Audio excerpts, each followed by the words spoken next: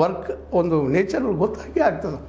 ಈ ಎಲ್ಲ ನೆಲೆಗಟ್ಟಿನಲ್ಲಿ ಇದನ್ನು ತಿದ್ದುಪಡಿ ಮಾಡೋದು, ಜೊತೆಗೆ ಇಲ್ಲಿ ಮೀಸಲಾತಿ ಅಂತ ಅನಿವಾರ್ಯ ಅದ. ಅದೇ ರೀತಿ ಉದ್ಯೋಗ ಸೃಷ್ಟಿನೂ ಆಗಿರಿ. ಯಾಕಂದರೆ ಇವತ್ತು 70,000 ಪೋಸ್ಟ್ಗಳು, ಅದು ಶೈಕ್ಷಣಿಕ ಪೋಸ್ಟ್ ಖಾಲಿ ಇದ್ದಾವೆ. ಇನ್ನೂ ಬೇರೆ ಬೇರೆ ಡಿಪಾರ್ಟ್ಮೆಂಟ್ ಸಾಕಷ್ಟು ಇದ್ದಾವೆ. ಅವ್ನು ತುಂಬಿಕೊಳ್ತಾ ಇಲ್ಲ, ಬರೀ ಹೊರಗುತ್ತಿ ಮೇಲೆ ತೊಗೊಳ್ಳೋದು, ಒಂದು 2 ವರ್ಷ ಬಿಡೋದು, ನಂತರ ಡಿಸ್ಕಂಟಿನ್ಯೂ ಮಾಡೋದು, ಮತ್ತೇನು ಮಾಡೋದು, ಮತ್ತು ಅಲ್ಲೂ ಗದ್ದಲ ಮಾಡುವಂಥದ್ದು. ಅದಕ್ಕೆ 2028 ಮಾರ್ಚ್ 30ರಿಂದ ಇದರ ಹೊರಗುತ್ತಿಗೆ ರದ್ದು ಮಾಡ್ತಾಯಿದ್ದೀವಿ, ಅದನ್ನು ನಿರ್ಧಾರ ತಗೊಂಡಿದ್ದೀವಿ ಅನ್ನುವಂಥ ಮಾತು ಮಾತ್ರ ಭಾಳಷ್ಟು ಏನಪ್ಪ ಅಂತಂದ್ರೆ ಮೆಚ್ಚುವಂಥದ್ದು. ಇನ್ನು ಬೀದರ ಮಾದರಿಯಲ್ಲಿ ಬೀದರನ್ನು ಮಾದರಿ ಮಾಡಿದ್ದಾರೆ. ಅದರ ಪ್ರಕಾರ ಜಿಲ್ಲಾ ಮಟ್ಟದಲ್ಲಿ ಕಾರ್ಮಿಕ ಸೇವೆಗಳ ವಿವಿಧ ಉದ್ದೇಶಗಳ ಸಹಕಾರ ಸಂಘಗಳ ಮೂಲಕ ಗುತ್ತಿಗೆ ವ್ಯವಸ್ಥೆ ಮುಂದುವರಿಸಬಹುದು.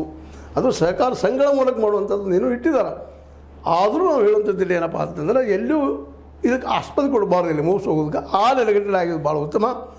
ಜೊತೆಗೆ ಈ ರೀತಿ ನೇಮಕಾತಿ ಮಾಡಿಕೊಳ್ಳುವ ಸಂದರ್ಭದಲ್ಲಿ ಮೀಸಲಾತಿ ನಿಯಮ ಪಾಲಿಸಲು ಹಾಗೆ ಹೀಗೆ ನೇಮಕಗೊಂಡವರಿಗೆ ಕಾನೂನು ಪ್ರಕಾರ ಸಿಗಬೇಕಾದ ಎಲ್ಲ ಸವಲತ್ತುಗಳು ಕಡ್ಡಾಯವಾಗಿ ಸಿಗುವಂತೆ ಮಾಡೋ ಪ್ರಸ್ತಾಪ ಈ ಮಸೂದೆಯಲ್ಲಿದೆ. ಈ ಒಂದು ಹೊರಗುತ್ತಿಗೆ ನಿಷೇಧ ಕಾಯ್ದೆಯಲ್ಲಿ ಇವೆಲ್ಲ ಅಳವಡಿಸಿದ್ದಾರೆ. ಇನ್ನೂ ಆಗಲಿ, ಚರ್ಚೆ ಆಗಲಿ, ಮತ್ತು ನಿಜವಾಗಿಯೂ ಅದು ಬರಲೇಬೇಕಾದಂಥದ್ದು. ಯಾಕಂದರೆ ಉದ್ಯೋಗಗಳು ಮತ್ತು ಸೃಷ್ಟಿ ಇಲ್ಲ, ಇದ್ದಿನ ಉದ್ಯೋಗಗಳು ಸಹಿತ ಹೊರಗುತ್ತಿಗೆ ಮೇಲೆ.